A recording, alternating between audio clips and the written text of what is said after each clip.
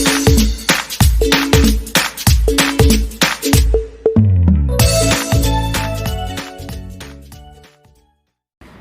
Friends, இன்றைக்கி என்ன பார்க்க போகிறோம்னா பைப்பிங், ரைட்டிங், ட்ரிப்பிங், கிளேசிங் இதெல்லாம் பண்ணக்கூடிய ஒரு நியூட்ரல் ஜெல் வந்து எப்படி நம்ம வந்து ஹோம்மேடாக ப்ரிப்பேர் பண்ணலாம் அப்படிங்கிறத இன்றைக்கி பார்க்கலாம்.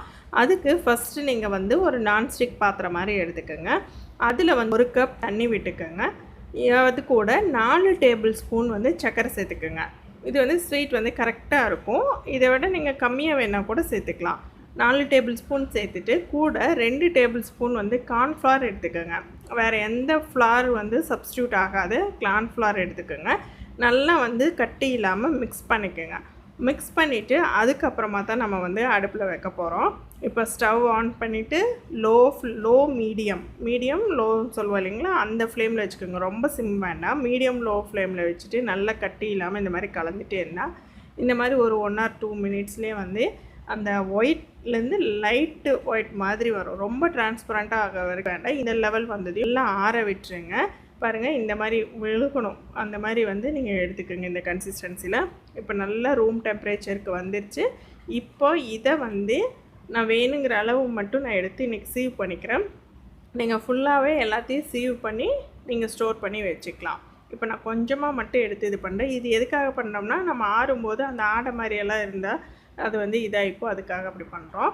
பண்ணிவிட்டு உங்களுக்கு என்ன ஃபுட் கலர் வேணுமோ அதை வந்து மிக்ஸ் பண்ணிக்கோங்க. அது லிக்விடாக இருக்கலாம், ஜெல்லாக இருக்கலாம், இல்லை பவுடராக இருக்கலாம். எந்த கலர் உங்கள்கிட்ட இருக்கோ அதையே சேர்த்துக்கோங்க. இப்போ சப்போஸ் உங்களுக்கு ஃப்ளேவர் வேணும் அப்படின்னு நீங்கள் நினச்சிங்கன்னா, அதாவது இப்போ பைனாப்பிள் ஃப்ளேவரில் வந்து பண்ண போகிறீங்க அப்படின்னா எல்லோ ஃபுட் கலரும் பைனாப்பிள் எசன்ஸும் சேர்த்து மிக்ஸ் பண்ணிங்கன்னா உங்களுக்கு பைனாப்பிளோட அந்த கிளேஸ் வந்து கிடச்சிரும்.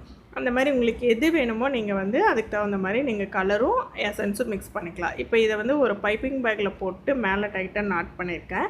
இப்போ இதை வந்து நான் ரைட்டிங் எப்படி பண்ணுறது அப்படிங்கிறதுக்காக காமிக்கிறேன். எனக்கு அந்த அளவுக்கெல்லாம் பர்ஃபெக்டாக ரைட்டிங் வராது, பேக்கரியில் எழுதுகிற அளவுக்கு. ஏதோ ஓரளவுக்கு எழுதுவேன். அது உங்கள்கிட்ட எழுதி காமிக்கிறேன் பாருங்கள். இது வந்து பார்த்திங்கன்னா இந்த கன்சிஸ்டன்சி வந்து இந்த மாதிரி ரைட்டிங்க்கு அப்புறம் மேலே வந்து கிளேஸ் பண்ணுறதுக்கு இதுக்கெல்லாம் வந்து பர்ஃபெக்டாக இருக்கும். இதுக்கும் கொஞ்சம் முன்னாடி ஸ்டேஜ்லேயே எடுத்துட்டிங்கன்னா உங்களுக்கு ட்ரிப்பிங்க்கு நல்லா இருக்கும். அந்த மாதிரி எடுத்துக்கோங்க. இல்லை சப்போஸ் வந்து இந்த ஸ்டேஜ்லேயே எடுத்து நீங்கள் ஸ்டோர் பண்ணிட்டிங்கன்னா திரும்பவும் வந்து கொஞ்சம் லைட்டாக வந்து வார்ம் வாட்டர் விட்டு மிக்ஸ் பண்ணி அந்த கன்சிஸ்டன்சிக்கு கொண்டு வந்துட்டு நீங்கள் இது பண்ணிக்கலாம். ஒன்றும் பிரச்சனையே இல்லை. ஏதோ ஓரளவுக்கு எழுதியிருக்கேங்க, பாருங்கள் எப்படி இருக்குதுன்னு சொல்லிவிட்டு. எனக்கு அந்தளவுக்கெல்லாம் ரொம்பலாம் நல்லா எழுத வராது, ஓரளவுக்கு தான் எழுதியிருக்கேன். இப்போ இந்த மாதிரி வந்து நீங்கள் என்ன கலர் வேணால் யூஸ் பண்ணிக்கலாம், என்ன எசன்ஸ் வேணாலும் ஆட் பண்ணிக்கலாம்.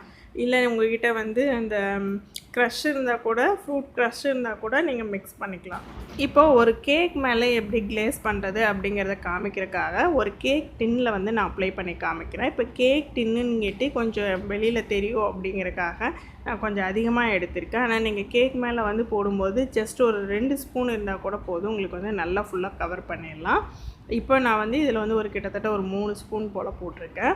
இந்த மாதிரி தான் பண்ணணும். அடுத்து ட்ரிப்பிங் எப்படி பண்ணுறதுன்னு காமிக்கிறேன். நான் இதுலேயே பண்ணுறேன். இது வந்து கொஞ்சம் திக்காக இருக்குது, அதனால் வந்து கீழே அவ்வளோ சீக்கிரம் வலிஞ்சு வராது. நீங்கள் வந்து இதுக்கு முன்னாடி ஸ்டேஜ்லேயே எடுத்துட்டிங்கன்னா ட்ரிப்பிங்க்கு பர்ஃபெக்டாக இருக்கும். இதை வந்து ஸ்டோர் பண்ணிக்கலாமான்னு கேட்டால் ஸ்டோர் பண்ணிக்கலாம்.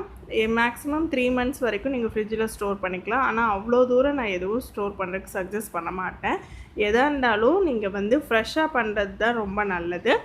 அப்படி முடியல அப்படின்னா ஒரு 3 days 4 days அந்த ரேஞ்சில் வந்து நீங்கள் வந்து ப்ரிப்பேர் பண்ணி ஸ்டோர் பண்ணிக்கோங்க. இப்போ இந்த வீடியோ உங்களுக்கு யூஸ்ஃபுல்லாக இருந்திருக்குன்னு நினைக்கிறேன்.